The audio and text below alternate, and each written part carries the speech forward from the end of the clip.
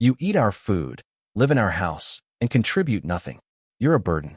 My daughter-in-law said it so casually you would have thought she was commenting on the weather instead of speaking to the woman who had once rocked my son to sleep through childhood fevers and worked double shifts to help pay for his college tuition. The dining room went completely silent after that. I remember the soft clink of silverware against porcelain, the hum of the refrigerator from the kitchen, the rain tapping gently against the windows of the house my husband and I bought 38 years ago when this neighborhood was still surrounded by cornfields instead of luxury townhomes and coffee shops. My son Ryan sat across from me at the table, staring down at his plate of roast chicken as if the mashed potatoes required his full attention. He didn't defend me. He didn't tell Vanessa she had crossed a line. He didn't even look embarrassed. That was the part that hurt the most. Not the insult itself. Not even the cruelty in her voice. It was the silence. The silence from the little boy who once cried because another child pushed me at the grocery store when he was 7 years old. I folded my napkin carefully onto the table and looked toward the empty chair beside me. Harold's chair. Even after 10 months, I still couldn't bring myself to move it. His reading glasses were still in the kitchen drawer. His old brown cardigan still hung near the laundry room because part of me kept expecting him to walk back into the house complaining about the Cubs' bullpen or asking if we still had any peach pie left. I didn't mean it in a bad way, Vanessa added with a tight little smile that never reached her eyes. I just think maybe it's time we had an honest conversation about the future. The future. Funny how people use gentle words when they're preparing to remove you from your own life. Ryan finally cleared his throat. "Mom," he said quietly, still refusing to look at me. "Vanessa's just worried about space and expenses. That's all. Space and expenses." As if I were an old recliner taking up too much room in the basement. I nodded slowly, even though my chest felt tight enough to crack. Outside, lightning flashed across the backyard, briefly illuminating the swing Harold built for our granddaughter 6 summers ago. Nobody spoke after that. Vanessa sipped her wine. Ryan reached for the salt shaker with trembling fingers. Somewhere upstairs, my granddaughter Lily laughed at a cartoon playing on television, completely unaware that downstairs her family was quietly breaking apart. I stood up slowly from the table, smoothing the wrinkles from my pale blue sweater. "Excuse me," I said softly. My voice sounded calm, almost detached, which surprised even me. Vanessa gave a small relieved exhale, like she was glad I wasn't going to make a scene. Ryan finally glanced up, but only for a second. Just long enough for me to see the guilt in his eyes before he looked away again. I walked upstairs to my bedroom and closed the door gently behind me. Then I sat on the edge of the bed Harold and I had shared for 41 years and stared at the family photo on the nightstand until the faces began to blur. The next morning, while the rest of the house was still asleep, I drove to the bank.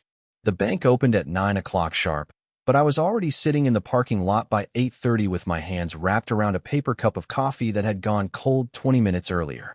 A light fog hovered over the streets of Naperville, softening the outlines of storefronts and traffic lights. And for a moment, the whole town looked blurred around the edges, the way my life suddenly felt.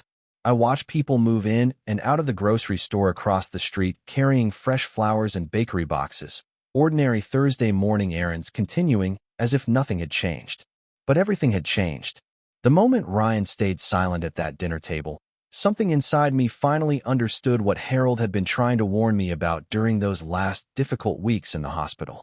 Back then, I thought the pain medication made him overly cautious. Now I realized he had seen cracks forming long before I did. I could still hear his tired voice from one rainy afternoon almost a year ago. "Promise me something, Evelyn," he had said quietly while staring out the hospital window. "If I go first, do not let anyone make you feel like you do not belong in your own home."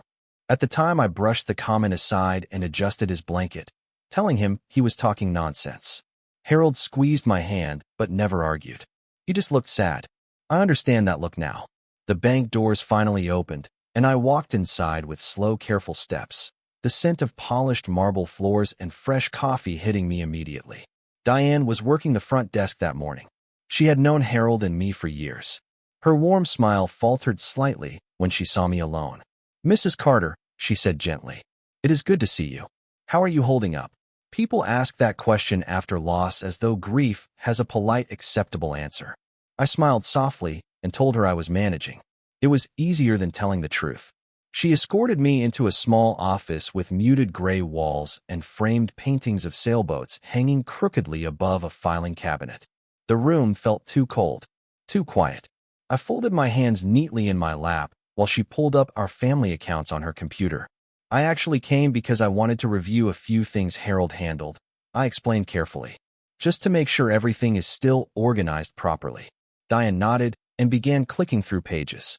At first, nothing seemed unusual. Retirement accounts. Savings. The mortgage long since paid off. Then her forehead tightened almost imperceptibly. That is strange, she murmured. What is? I asked.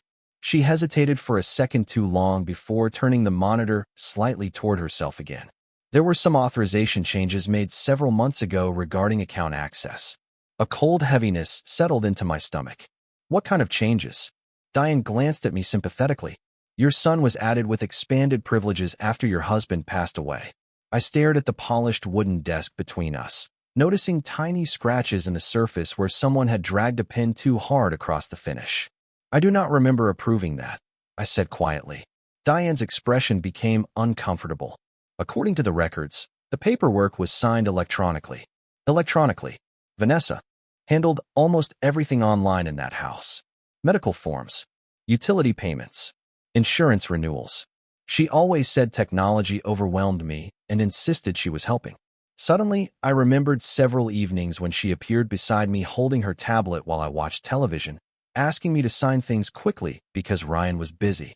I never even put on my reading glasses. My chest tightened slowly as realization spread through me like ice water. Diane lowered her voice. Mrs. Carter, there was also a substantial transfer from the joint savings account 3 weeks ago. I looked up sharply. How much? $75,000. Outside the office window, I could see the American flag in front of the bank fluttering gently in the wind, while everything inside me went completely still. $75,000. The number echoed in my mind long after I left the bank. I drove home slowly through damp suburban streets lined with identical maple trees beginning to lose their leaves. Every stoplight seemed longer than usual. Every passing car felt strangely distant, as though I were watching the world through thick glass. By the time I pulled into the driveway, the rain had stopped completely, leaving the lawn slick and shining beneath the pale afternoon sun. For a moment, I sat in the car staring at the house. My house. Harold used to joke that we spent more time repairing it than living in it during those early years. We painted every room ourselves, installed kitchen cabinets with borrowed tools, slept on a mattress on the floor for nearly 6 months because we could not afford a proper bedroom set after Ryan was born. There had been love in those walls once. Real love. The kind built slowly through decades of ordinary sacrifices. Now the windows looked unfamiliar somehow. Cold. Controlled. Vanessa's white SUV sat in the garage beside Ryan's truck, both spotless and expensive. I suddenly remembered how many times Ryan insisted they were struggling financially over the last 2 years. The daycare costs, the rising mortgage rates, Lily's private school tuition. Meanwhile, $75,000 had quietly disappeared. I stepped inside the house as softly as possible. The scent of vanilla candles filled the entryway. Vanessa loved those candles. Harold used to complain they smelled like artificial cake frosting. I closed the front door carefully and immediately noticed something strange in the hallway. The framed family portrait that used to hang near the staircase was gone. For years it had been the first thing visitors saw when entering the house. Harold standing beside me at our 40th anniversary party. Ryan behind us with his arm around Vanessa, while little Lily sat on my lap, smiling with missing front teeth. Now there was only an empty patch on the wall where sunlight had not faded the paint yet. I stood there longer than I should have, staring at that pale rectangle. Oh, Vanessa's voice said suddenly behind me. I meant to tell you. I moved some things around to modernize the space. She stood in the kitchen doorway wearing cream-colored yoga clothes and holding her phone loosely in one hand. Her smile appeared polished as always, but something in her eyes sharpened when she realized I had noticed the missing photograph. The house was starting to feel cluttered, she added casually. Cluttered. That word again. I looked past her toward the kitchen island where several folders and loose papers were spread out beside her laptop. The moment she noticed my attention shift toward them, she quietly closed the folder nearest her. Too quickly. Did you need something? She asked. No, I replied softly. I just came home. For a second, neither of us moved. The refrigerator hummed quietly behind her, while somewhere upstairs I could hear Lily practicing piano scales with uneven rhythm. Vanessa finally tucked a strand of blonde hair behind her ear and forced another smile. Ryan is working late tonight, she said. We are trying to figure out some long-term planning stuff. Adult responsibilities never end, I guess. Long-term planning. My chest tightened again. Suddenly, I saw every conversation from the past year differently. Every whispered discussion that stopped when I entered a room. Every awkward silence. Every forced smile. Harold had not imagined it. Neither had I. Vanessa leaned lightly against the counter. Actually, she said carefully, Ryan and I have been researching some really beautiful senior communities lately. Places with walking trails and activity centers and nurses nearby. Honestly, they look more like resorts than retirement homes these days. I nodded slowly as though considering the idea seriously. Then I glanced once more at the empty space on the wall where our family portrait used to hang and realized they had already begun erasing me long before that dinner ever happened. That night, I could not sleep. The house made unfamiliar sounds after midnight now. Floorboards settling, pipes humming softly behind the walls. The low mechanical buzz of the refrigerator downstairs. Harold used to joke that every old house developed its own language over time, and after 40 years together we had learned ours by heart. Now every sound only reminded me how empty his side of the bed felt. I lay awake staring at the ceiling fan turning slowly above me while rainwater dripped steadily from the gutters outside. Around 1:30 in the morning, I finally got up and wrapped Harold's old gray cardigan around my shoulders. The fabric still carried the faint scent of cedarwood aftershave and laundry detergent. I had washed it months ago, but somehow traces of him remained. I walked quietly downstairs, careful not to wake anyone, and made myself a cup of chamomile tea in the kitchen. The digital clock on the microwave glowed pale blue against the darkness. 2 years ago, this kitchen used to feel warm at night. Harold reading newspapers at the table while I baked banana bread for Lily's school lunches. Ryan stopping by after work just to complain about traffic or ask his father for advice about lawn equipment or taxes. Back then, Vanessa still smiled when she saw me. Or at least she pretended better. I carried my tea into the living room and stopped short when I noticed something else missing. Harold's leather recliner was gone. For a second, I simply stared at the empty corner near the fireplace where it had always sat. The lamp beside it remained. The small wooden table with his reading glasses and crossword books remained.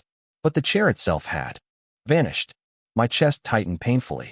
Harold spent nearly every evening in that recliner during the last years of his life, watching baseball games with Lily curled beside him under blankets.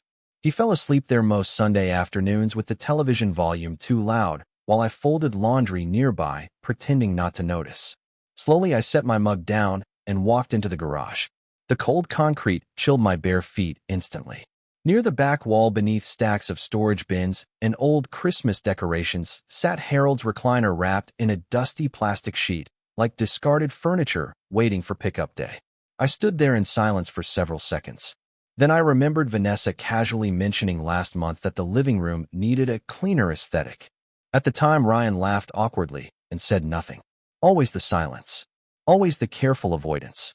I reached out and touched the worn leather armrest where Harold's hand used to rest every evening.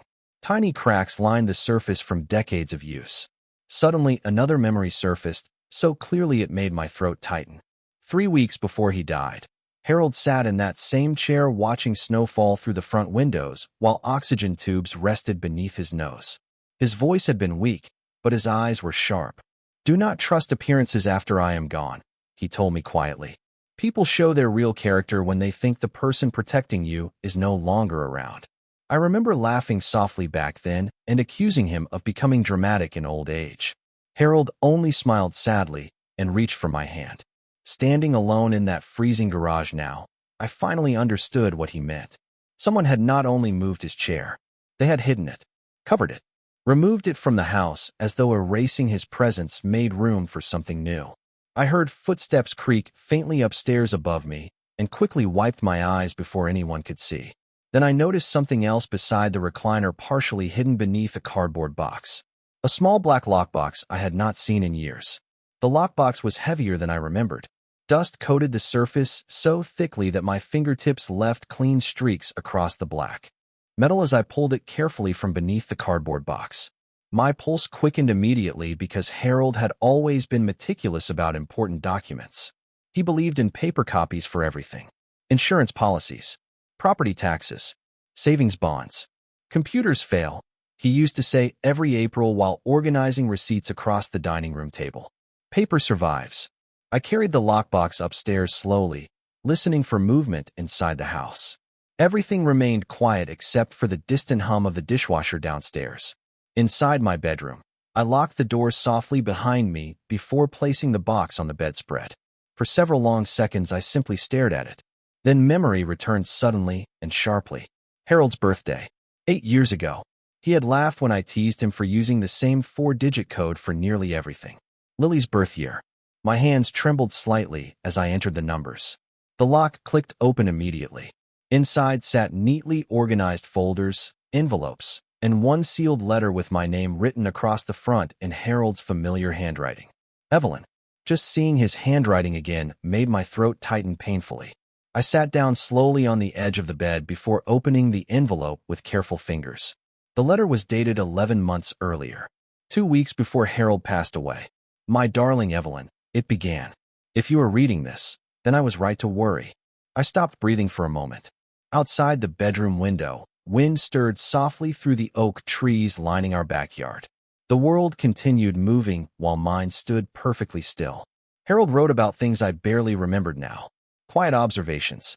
Vanessa asking unusually detailed questions about the house deed during his final hospital stay.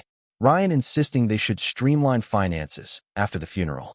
Several conversations that abruptly stopped whenever Harold entered the room. I tried to convince myself I was imagining things, he wrote. But I know people, Evelyn. Especially when money and property become involved. My eyes blurred slightly as I continued reading. Harold explained that 3 months before his death, he quietly transferred ownership protections into a family trust managed through his longtime attorney, Daniel Mercer. The house could not legally be sold, transferred, refinanced, or altered without my direct approval. Not Ryan's. Not Vanessa's. Mine. Beneath the letter sat copies of trust documents, bank records, and handwritten notes clipped neatly together. There was even a separate envelope labeled, "If they pressure you to leave." My stomach turned cold reading those words. I opened it slowly. Inside was a list of account numbers, attorney contacts, passwords, and one short handwritten sentence beneath everything else. You are not powerless, even if they try to make you feel that way. A soft knock suddenly startled me. Grandma. Lily's small voice drifted through the door. I quickly wiped my eyes and closed the folders. Yes, sweetheart. Mom says lunch is ready. Her voice sounded hesitant somehow, as though even a 10-year-old child could sense tension spreading through the house like smoke beneath a closed door. I will be down in a minute, I answered gently. Her footsteps faded down the hallway. I looked back at the documents spread across the bed, and for the first time in months something inside me shifted. The grief remained. The loneliness remained. But beneath them now sat something colder and steadier. Clarity. Harold had known. He had seen the storm coming long before I ever did. And instead of leaving me helpless, he had quietly prepared for the day I would finally need the truth. For the next 3 days, I said nothing. That was the strange thing about betrayal. Once you finally saw it clearly, silence became easier. I moved through the house exactly the way I always had. I folded Lily's laundry while she practiced piano upstairs. I watered the hydrangeas near the front porch before sunset. I made pot roast on Sunday evening because Ryan still loved the recipe Harold taught me 30 years ago, even if he barely looked at me anymore while eating it. But inside, something had changed permanently. I was no longer reacting emotionally to the small humiliations scattered throughout each day. I was observing them, studying them, and once I started paying attention, I realized Vanessa had been slowly rearranging my place in this family for years. Monday morning, I found 3 framed photographs removed from the hallway upstairs. Family vacations. Christmas mornings. Harold holding Lily as a baby beside our fireplace. In their place hung abstract gray artwork that looked like something from a hotel lobby. I am trying to brighten the house up a little, Vanessa explained lightly while pouring almond milk into her coffee. The old pictures made everything feel kind of dated. Dated. Another careful word. I simply nodded and continued buttering toast for Lily.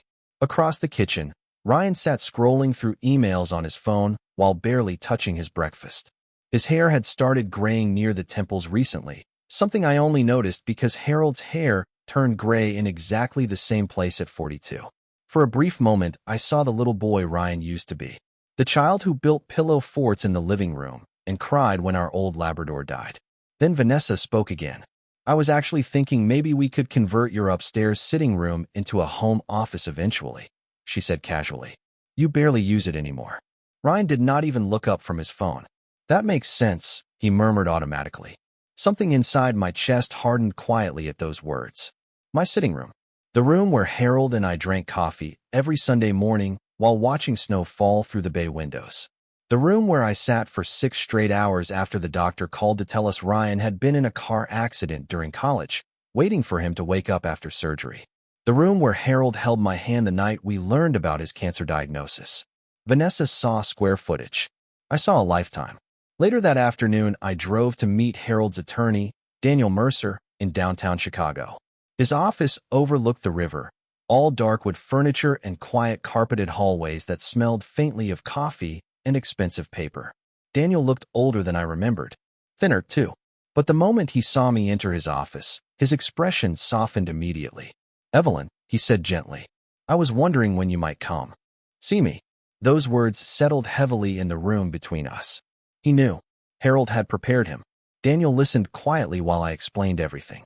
The missing money, the changes at the bank, the conversations about retirement communities. He folded his hands carefully across his desk once I finished speaking. Harold was very concerned during the last few months of his life, he admitted quietly. He noticed behavioral shifts that troubled him. My throat tightened. Why did he not tell me directly? Daniel sighed softly before removing a folder from his desk drawer. Because he knew you loved your son enough to dismiss any warning he gave you. That hurt because it was true. Daniel slid the folder toward me slowly. Your husband protected nearly every major asset through the trust. The house, the investment accounts, several properties you may not even know existed. I blinked in surprise. Properties? Daniel gave a small nod. There is one thing Harold specifically instructed me not to reveal unless you were ready. He opened the folder carefully and turned one document toward me. At the top of the page was the deed to a lakefront cottage in northern Wisconsin with both my name and Harold's printed neatly across the ownership line. The cottage sat on the edge of Lake Geneva, surrounded by tall pine trees and weathered stone paths that disappeared into the woods behind the property. 3 days after meeting Daniel Mercer, I drove there alone. The closer I got to Wisconsin, the quieter my thoughts became. The interstate slowly gave way to narrow country roads lined with old diners, antique stores, and faded gas stations that looked untouched since the 1980s. Autumn had started painting the trees deep shades of gold and rust, and for the first time in nearly a year, I rolled the windows down just to feel cold air against my face. Harold bought the cottage 12 years earlier after a fishing trip with old friends. At the time, he told me it was a small investment property, somewhere peaceful we could eventually retire to once Ryan no longer needed us nearby. Life kept delaying those plans. College tuition, Ryan's wedding, Lily being born. Then, Harold got sick, and suddenly the future became measured in hospital appointments instead of dreams. I pulled into the gravel driveway shortly after noon. The cottage looked exactly like the photograph attached to the deed. Small but beautiful, gray cedar siding, white shutters, a wraparound porch facing the lake where sunlight danced softly across the water. My chest tightened unexpectedly because I realized Harold had protected more than money. He had protected an escape route. I unlocked the front door using the key Daniel gave me and stepped inside slowly. The air smelled faintly of pine wood and dust. Sunlight spilled through tall windows onto hardwood floors polished smooth with age. A cream-colored sofa faced a stone fireplace. Bookshelves lined one wall filled with old mystery novels and fishing magazines Harold loved. Near the kitchen sat a framed photograph of the two of us standing beside the lake years ago, smiling into the wind while Ryan and Lily splashed water behind us at the dock. I stared at the photograph for a long moment. Vanessa had never been here. Neither had Ryan after the first summer. Too remote, he used to complain. Nothing ever happens up there. Harold always looked disappointed when he said that. I understand why now. This place was not designed for noise or distractions. It was designed for peace. I walked through the rooms, slowly touching familiar objects. Harold's old flannel jacket hanging beside the back door. The cast-iron skillet he insisted made better pancakes. A handwritten grocery list still clipped to the refrigerator with his terrible, uneven handwriting. Everything here felt preserved in time, untouched by manipulation or tension or careful little insults hidden beneath polite conversation. For the first time in months, I could breathe fully again. Outside on the dock, cold wind moved gently across the lake while waves tapped softly against the wood pilings beneath my feet. I wrapped my coat tighter around myself and looked out over the water. Somewhere far behind me in Illinois, Vanessa was probably reorganizing another room or discussing future planning, with Ryan over expensive coffee mugs in my kitchen. But here, none of that reached me. My phone buzzed suddenly inside my coat pocket. Ryan's name flashed across the screen. I stared at it for several seconds before answering. "Mom," he said immediately. His voice sounded tense. "Where are you?" I looked across the lake where a pair of swans drifted silently near the shoreline. "I needed some space," I replied calmly. "You left without saying anything," he said. Vanessa was worried. The lie sat between us so obviously that neither of us acknowledged it. I closed my eyes briefly. "Were you worried too, Ryan?" Silence filled the line for several seconds. Then he exhaled quietly. "Mom." Vanessa found some trust paperwork in Dad's old files. My grip tightened slightly around the phone. "Did she?" "We need to talk about the house." There it was. Not "how are you?" Not "are you safe?" The house. I opened my eyes slowly and watched the sunlight shimmer across the cold, dark water, while something inside me finally stopped hoping my son would choose me over what Vanessa wanted. I stayed at the cottage for 4 days before returning home. For quiet mornings drinking coffee beside the lake. For evenings listening to wind move through the pine trees instead of whispered conversations stopping whenever I entered a room. The silence there felt peaceful. The silence back in Illinois felt sharp. By the time I pulled into the driveway Sunday afternoon, I already knew something inside the house had shifted again. Vanessa's silver SUV was gone, but Ryan's truck remained parked near the garage. Through the front windows I could see lights on inside, even though the sun had not fully set yet. The moment I stepped through the front door, I noticed the smell first. Fresh paint. I set my overnight bag down slowly near the staircase and stared toward the dining room. The walls had been repainted pale gray while I was gone. The deep warm beige Harold and I chose together nearly 20 years earlier had vanished completely. "Mom." Ryan appeared from the kitchen holding a paint roller tray in one hand. For a second, he looked genuinely startled to see me. "You are back." I glanced around the room quietly. Plastic sheets still covered part of the hardwood floor. Several framed photographs leaned against the wall near the hallway waiting to be rehung somewhere else. Or perhaps not rehung at all. "I can see that renovations continued while I was away," I said calmly. Ryan rubbed the back of his neck awkwardly. "Vanessa thought the house needed a fresher look." "Of course she did." I nodded once and carried my bag upstairs without another word. Halfway down the hallway, I stopped abruptly. My bedroom door stood partially open. Inside, several cardboard boxes lined the walls neatly labeled with black marker. Books, winter clothes, personal items. My pulse slowed strangely instead of quickening. I walked farther into the room and noticed empty spaces everywhere. The antique sewing table near the window was gone. Harold's bookshelf had disappeared entirely. Even the quilt my mother hand-stitched before she died had been folded into one of the boxes near the closet. Behind me, Ryan entered quietly. "Mom," he said carefully. "Vanessa and I thought maybe it would help to start organizing things." Organizing. Another gentle word hiding something uglier underneath. I turned slowly toward him. "You packed my belongings while I was away?" His expression tightened immediately. "It is not like that." "Then explain what it is like." Ryan sighed heavily and leaned against the doorframe. For a moment, he suddenly looked exhausted instead of defensive. Older somehow. "Mom, we are trying to think long-term here," he said quietly. "This house is too much for you by yourself." I stared at my son standing in the doorway of the bedroom where I raised him after nightmares and fevers and broken hearts. The same room where Harold held me while I cried after Ryan left for college because the house felt too empty without him. "Interesting," I said softly, "because I seem to remember managing this home perfectly well before you moved back in 2 years ago." Ryan looked away immediately. That silence again. Always the silence when truth entered the room. Downstairs, I heard the front door open, followed by Vanessa's voice drifting through the house. Ryan? Did the movers confirm Tuesday yet? Movers? My chest tightened slightly, but outwardly, I remained still. Vanessa stepped into the hallway carrying shopping bags before stopping short when she saw me standing there. For one brief second, genuine panic flashed across her face before the polite smile returned. "Oh," she said lightly. "You are home earlier than expected." Earlier than expected.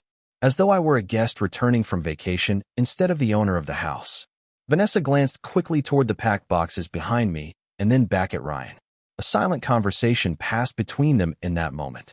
One they thought I could not read, but I could read it now perfectly. They believed they were already winning. That evening I unpacked nothing. I left every cardboard box exactly where Ryan and Vanessa had placed it and quietly made myself a cup of tea before sitting alone in the darkened living room.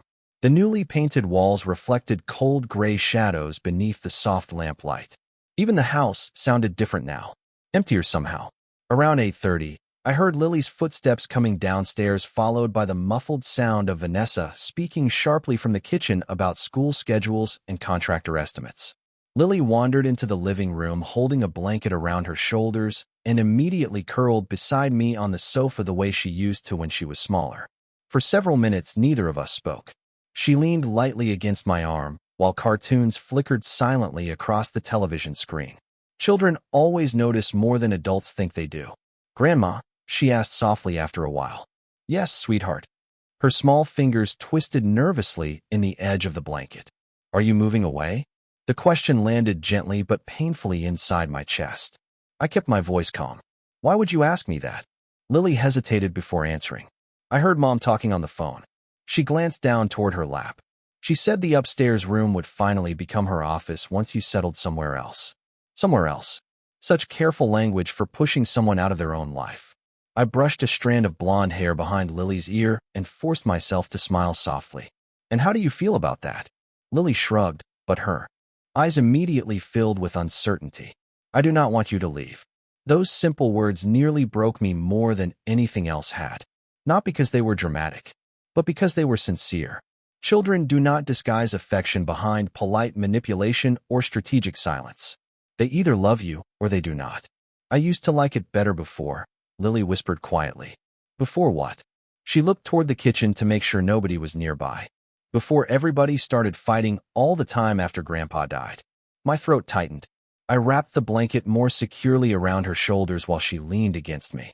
For a moment, I allowed myself to remember all the quiet evenings Harold spent teaching her card games at this exact coffee table, while Ryan laughed nearby, and Vanessa's still pretended family mattered more to her than appearances. Somewhere along the way, everything had shifted so gradually that I barely noticed it happening. The small criticisms, the changed routines, the decisions made without including me, like water slowly wearing down stone. Upstairs, a door closed sharply, followed by Vanessa's voice calling for Lily to brush her teeth. Lily sighed softly and stood up from the couch. Before leaving the room, she paused beside me, looking unusually serious for a 10-year-old child. "Grandpa told me something before he got sick," she said quietly. My heart skipped once. "What did he say?" Lily lowered her voice even more. "He said if anything ever made you sad, I should remind you that this house belongs to you too."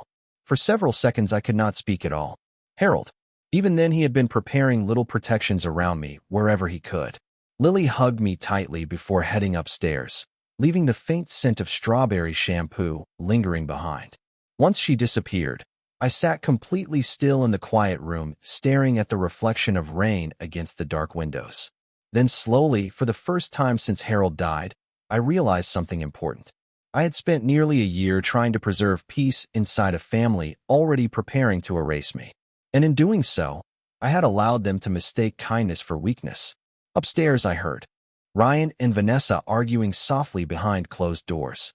I could not make out every word, but one sentence drifted clearly through the floorboards above me. "She is not leaving as easily as you promised." I lowered my eyes toward the untouched tea cooling slowly between my hands and understood at last that they were beginning to realize something too. The next morning I woke before sunrise and began unpacking every single box Ryan and Vanessa had placed in my room. Slowly, methodically, I returned my books to the shelves they belonged on, folded my mother's quilt across the foot of the bed again, placed Harold's old fishing magazines back beside his recliner after bringing it upstairs from the garage myself, one careful inch at a time. By the time the sun fully rose over the neighborhood, the room looked exactly the way it had before they started trying to dismantle my life around me. My back ached afterward, but I welcomed the pain. It reminded me I was still capable of carrying my own weight. Around 8 o'clock, Vanessa appeared in the hallway holding a cup of coffee. She stopped abruptly when she saw the room restored. Her expression tightened instantly. "What happened in here?" she asked carefully. I adjusted a framed photograph on the dresser before answering. I unpacked my belongings. The silence between us sharpened immediately.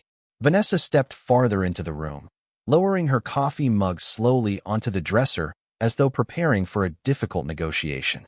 "Evelyn," she began in that overly patient tone people use with difficult strangers, "Ryan and I are trying to make practical decisions for everyone."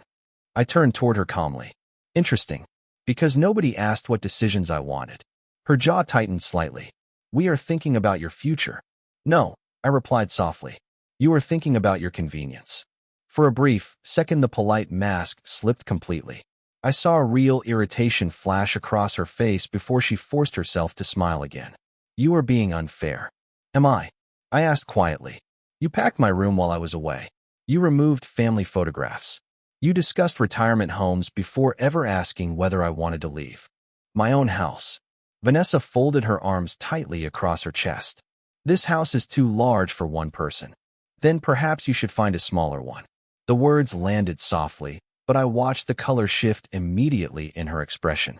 Downstairs, I heard Ryan enter through the front door, carrying takeout coffee cups. He paused at the bottom of the stairs the moment he sensed tension upstairs. Vanessa looked toward him instantly. "Ryan," she called sharply, "can you come up here?" A few seconds later, he entered the bedroom, looking exhausted and uneasy. His eyes moved between us before settling on the unpacked boxes now folded flat against the wall. "Mom," he said slowly, "I thought we already discussed organizing things." I looked directly at my son. "No, Ryan. You informed me of decisions already made behind my back." He sighed heavily and rubbed his forehead the way Harold used to during stressful conversations. For a brief second, guilt flickered across his face again. Then Vanessa stepped beside him, and the moment disappeared. "We are only trying to help," she insisted. I walked slowly toward the dresser and picked up Harold's framed photograph from beside the lamp. "Your father spent 41 years building this home with me," I said quietly while looking at Ryan. "Do you know what he worried about most near the end?" Ryan's face changed immediately. "Mom, he worried that once he was gone, people would mistake my grief for helplessness." The room fell completely silent after that. Ryan stared at the floor while Vanessa's expression became carefully unreadable again. Then I placed the photograph back onto the dresser and spoke as calmly as I possibly could. "I met with Daniel Mercer last week." Ryan looked up sharply. Vanessa went completely still beside him. "Dad's attorney?" Ryan asked slowly. I nodded once. "Your father arranged extensive legal protections before he died." Vanessa recovered first. "What exactly does that mean?" she asked carefully. I folded my hands loosely in front of me and held her gaze for the first time without flinching. "It means," I said softly, "that nobody is selling this house. Nobody is moving me anywhere. And nobody will ever again pack my belongings without my permission." Downstairs, the grandfather clock near the dining room chimed 9 times into the heavy silence, while both of them finally began to understand they no longer controlled the future they had already planned for me. The atmosphere inside the house changed after that conversation. Not dramatically. Nobody shouted. Nobody slammed doors. The tension became quieter than that. Colder. Vanessa stopped pretending warmth entirely. She moved through the rooms with clipped movements and polite silences, while Ryan looked permanently exhausted, as though every conversation now required energy he no longer had. 2 days later, I found him sitting alone at the kitchen table long after midnight. The only light came from the small lamp above the stove, casting tired shadows across his face. An untouched cup of coffee sat beside him, growing cold. For a moment, he looked so much like Harold that my chest tightened unexpectedly. Same posture, same habit of rubbing his forehead while thinking, same sadness behind the eyes when life became too heavy. "You are up late," I said softly while entering the kitchen. Ryan glanced up quickly, surprised. Could not sleep. I nodded and quietly filled the kettle with water. The familiar sound seemed strangely comforting in the silence between us. Neither of us spoke again until steam began curling softly from the kettle a few minutes later. Vanessa is upset, he admitted finally. I poured hot water into a mug without looking at him. Vanessa has been upset ever since she realized I am not disappearing quietly. He exhaled heavily. Mom, you are making this harder than it needs to be. I turned slowly toward him. Harder for who? Ryan looked away immediately. The answer sat there anyway. I carried my tea to the table and sat across from him. For several seconds, we simply listened to the refrigerator hum softly in the dark kitchen. Then Ryan spoke again, his voice lower this time. We were counting on the equity from the house. There was at last. Not concern. Not family. Money. I studied my son carefully across the table. He suddenly looked much older than 41. Not because of gray hair or wrinkles. Because disappointment ages people faster than time ever does. How much debt are you in? I asked quietly.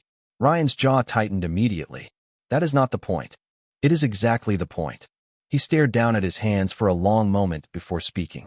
Vanessa wanted to expand her business. I remained silent. Then interest rates went up. The credit cards got out of control. We refinanced twice already. His voice grew quieter with every sentence. The house was supposed to solve everything. Solve everything. My home reduced to a financial rescue plan they already spent in their minds before asking permission. So your solution was to move your widowed mother out. Ryan flinched slightly at the bluntness of the words. We thought maybe one of those senior communities would actually make you happier. Do not insult both of us by pretending this was kindness. Ryan closed his eyes briefly. When he opened them again, they looked tired and ashamed. Dad never trusted Vanessa, he admitted quietly. The words settled heavily between us. No, I replied softly. He did not. Ryan swallowed hard. At first I thought he was being unfair. But after he got sick, he stopped speaking and stared toward the dark window above the sink. Rain slid slowly down the glass outside. Things changed, he finished quietly. I waited patiently. Finally, Ryan rubbed both hands across his face before continuing. Vanessa kept talking about how expensive your medical costs could become someday. How maintaining this house made no sense financially. She said Dad would have wanted everyone taken care of equally. I almost laughed at that. Harold spent 41 years protecting me. Even dying, he was still doing it. And what did you want, Ryan? I asked softly. That question seemed to hurt him more than anything else. He stared down at the table for so long I thought he might not answer. Then finally, barely above a whisper, he said, I just wanted things to feel easy again. Easy. Such a small, sad word to explain so much damage. Upstairs, a floorboard creaked softly above us while the clock near the dining room ticked steadily through the silence. I looked at my son sitting across from me and realized something painful. Ryan was not cruel the way Vanessa was cruel. Worse than that, he was weak. And weak people often allow terrible things to happen simply because confronting them feels too difficult. 3 nights later, I invited everyone to dinner. I made Harold's favorite meal exactly the way I always had on special occasions. Pot roast slow-cooked with carrots and onions. Buttermilk biscuits fresh from the oven. Apple pie cooling beside the stove. The familiar smells filled the house again for the first time in months, wrapping around old memories that still lingered quietly in the walls. Vanessa seemed suspicious the moment she walked into the dining room. Her eyes moved carefully over the table settings, the lit candles, the cloth napkins folded neatly beside each plate. Ryan looked nervous before he even sat down. Only Lily appeared genuinely happy, smiling brightly as she helped carry glasses to the table while humming softly to herself. I wore the navy blue sweater Harold always loved and fastened the pearl earrings he gave me on our 30th anniversary. Not because I wanted to impress anyone. Because for the first time since he died, I finally felt him beside me again instead of behind me. Dinner passed quietly at first. Silverware clinked softly against china while rain tapped against the windows outside, just like the night Vanessa first called me a burden. Funny how circles close. Vanessa complimented the roast with forced politeness. Ryan barely touched his food. Lily chatted happily about school projects and piano lessons, completely unaware that every adult at the table was bracing for something none of them could yet fully see. Halfway through dinner, I folded my napkin carefully and placed it beside my plate. The movement alone was enough to make Ryan tense immediately. Vanessa slowly lowered her wine glass. "There is something I wanted to discuss tonight," I said calmly. Nobody answered. I reached beside my chair and lifted a thick manila folder onto the table. The sound it made against the wood seemed unusually loud in the silence. Vanessa's expression tightened instantly. Ryan stared at the folder. Without blinking, "I met with Daniel Mercer again this morning," I continued softly. "We reviewed all of Harold's estate documents in detail." Vanessa spoke first. "Evelyn, I really do not think legal discussions belong at the dinner table." "Interesting," I replied gently. "Considering plans for my removal from this house were discussed here without my knowledge." Ryan closed his eyes briefly. Vanessa's jaw tightened, but she remained silent. I opened the folder slowly and removed several documents neatly clipped together. "The trust Harold established is extremely thorough," I explained. "The house remains fully protected under my authority for the rest of my life." Vanessa's face lost color almost immediately. "Additionally," I continued calmly, "Daniel discovered irregular financial transfers connected to our shared family accounts." Ryan looked up sharply. Vanessa turned toward him so quickly her chair scraped lightly across the hardwood floor. "Ryan already explained the debt situation," she said tightly. "We were trying to stabilize things by removing $75,000 without properly informing me." I asked quietly. The silence after that felt enormous. Lily looked nervously between everyone at the table before lowering her eyes toward her plate. Ryan finally spoke, his voice strained. "Mom, we were going to pay it back." I studied my son carefully across the candlelight. "Were you?" He could not answer. Vanessa suddenly pushed her chair back farther. "This is unbelievable," she snapped softly. "After everything we have done for you." I looked directly at her for the first time without fear, without guilt, without needing her approval. "You packed my belongings while I was grieving my husband," I said quietly. "You tried to convince me I no longer belonged in my own home. And you encouraged my son to see me as an obstacle instead of family." Vanessa opened her mouth, but no words came out. Ryan stared down at the table, looking smaller somehow than I had ever seen him. Not angry, not defensive, just ashamed. Slowly I closed the folder again and folded my hands calmly in front of me. "Neither of you understands what hurts most," I said softly. "It was never about the money. It was the moment my son sat silent while someone made me feel unwanted at my own table." Nobody moved after that. Outside, rain continued falling steadily against the dark windows while the candles burned quietly between us, illuminating a family finally forced to look honestly at what it had become. The house became quieter after that dinner. Not peaceful, just emptied of pretending. Vanessa stopped trying to convince me to move. Ryan stopped talking about future plans and practical solutions. The conversations disappeared because the illusion had finally collapsed. Everyone now understood exactly where they stood. 2 weeks later, I sat on the back porch wrapped in Harold's cardigan, watching leaves drift across the yard, while movers carried boxes from the garage into Ryan's truck. The air smelled cold and clean, the way late October in Illinois always does before the first snowfall arrives. Inside the house, footsteps echoed softly through rooms that suddenly felt larger than they had in years. Vanessa barely looked at me all morning. She moved quickly beside the movers with tight shoulders and controlled expressions, speaking in clipped whispers into her phone whenever Ryan stepped outside. I did not hate her anymore. Hatred requires emotional energy, and strangely enough, I no longer felt exhausted by her. I simply saw her clearly now. A woman terrified of losing the life she believed she deserved. Ryan walked onto the porch just before noon, holding a cardboard box filled with framed photographs. He looked tired in a deeper way now, the kind of tiredness sleep does not fix. For several seconds he stood beside me silently while wind stirred through the trees overhead. "We found these upstairs," he said quietly. I glanced down at the photographs. Family vacations. Christmas mornings. Harold teaching Lily to fish at the lake. Pieces of a life that once felt permanent. "Thank you," I replied softly. Ryan swallowed hard before sitting carefully in the chair beside mine. For a long moment, neither of us spoke. Then finally he asked the question sitting between us ever since that dinner weeks earlier. "Are you really staying here? Alone?" I looked out across the backyard toward the old oak tree Harold planted when Ryan was born.